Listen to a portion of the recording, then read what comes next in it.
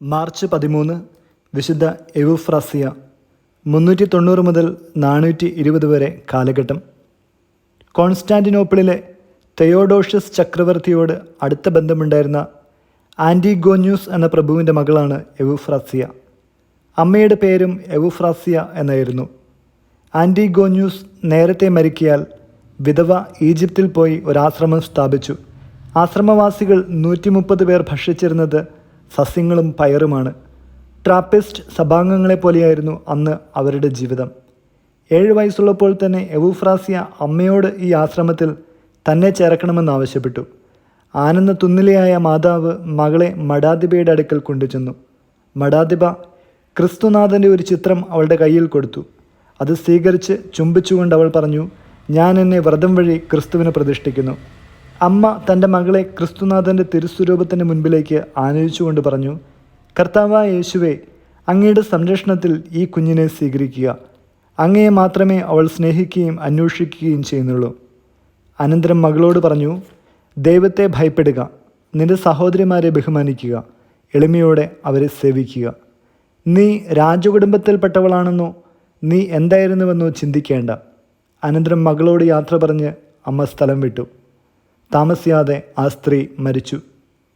വിവരങ്ങളറിഞ്ഞ് ചക്രവർത്തി എവുഫ്രാസിയയോട് മടങ്ങി വരുവാനും ഒരു സെനറ്ററെ വിവാഹം കഴിക്കുവാനും ഉപദേശിച്ചു.